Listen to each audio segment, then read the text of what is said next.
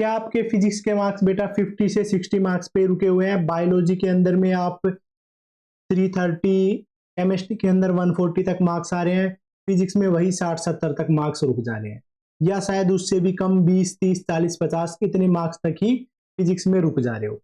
या फिर एक चीज के बारे में आपको पहले से ही अगर आपने माइंड में ये सोचा हुआ है कि भाई फिजिक्स ही सबसे ज्यादा मुश्किल सब्जेक्ट है, तो आपके लिए ये वीडियो है।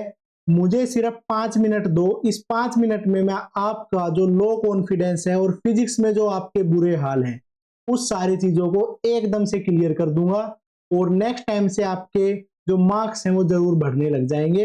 और ऐसी स्ट्रेटजी बताने वाला हूं जिससे इजीली आपके फिजिक्स के अंदर में 160 प्लस मार्क्स आ सकते हैं।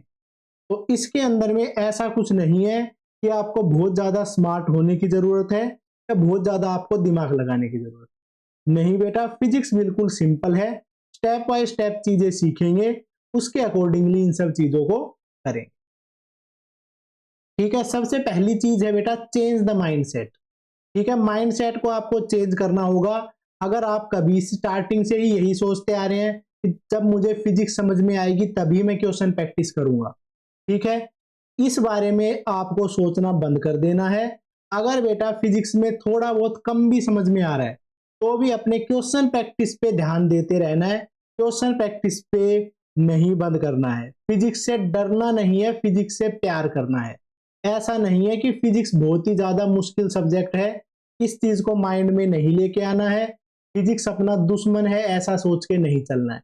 पॉजिटिव माइंडसेट के साथ में शुरुआत करेंगे। सबसे पहला काम माइंडसेट ही होता है जिससे कि अपने मार्क्स इंप्रूव होना स्टार्ट हो जाए।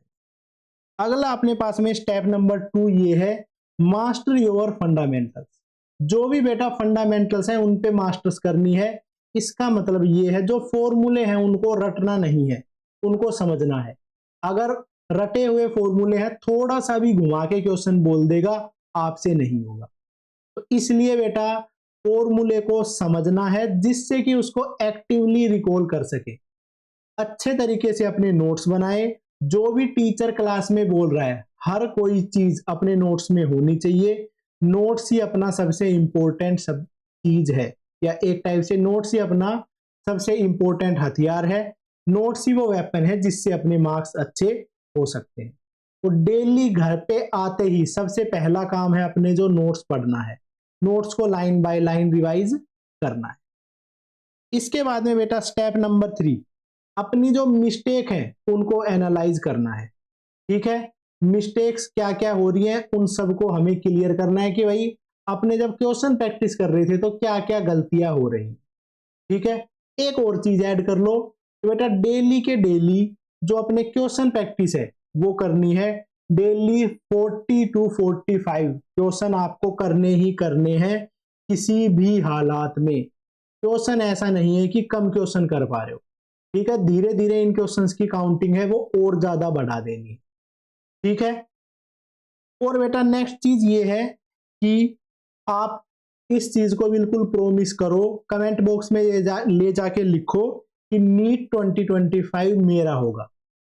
ठीक है, कि आपको खुद से ही ये प्रोमिस कर देना है कि नीट 2025 तो चला गया, नीट 2026 के लिए है मोस्ट ऑफ बच्चे। ठीक है, जो नीट 2026 है या जो 2027 वाले बच्चे हैं तो वो लिखेंगे नीट 2027 मेरा होगा। ठीक है, और ये चीज भी लिख के जाएंगे कमेंट बॉक्स में कि मैं डेली इतने क्वेश्चन प्रैक्टिस करता हूं। ठीक है, इस सब्जेक्ट के मैंने इतने क्वेश्चन प्रैक्टिस किए, तो डेली से डेली लिखना है।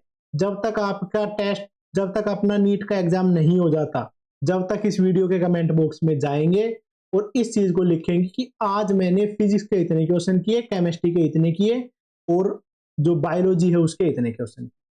अगर बेटा इस चीज को लिखोगे तो आपके माइंड में थोड़ा सा प्रेशर बना रहेगा कि कल को ले जाके लिखना भी है। ठीक है, ऐसा नहीं है कि झूठ लिख रहे हो, ये सब चीज नहीं होनी चाहिए। ईमानदारी से स्टार्ट कर दो बेटा आज से ही। अब तक जो चीजें नहीं करी थी उन चीजों को भूल जाओ और आज से प्रॉपर तरीके से पढ़ना स्टार्ट कर दो। ठीक है, कोई भी हेल्प की जरूरत हो कमेंट में लिख सकते हो। अकॉर्डिंगली मेरे से जितना हो पाएगा मैं करने के लिए तैयार। Thank you so much.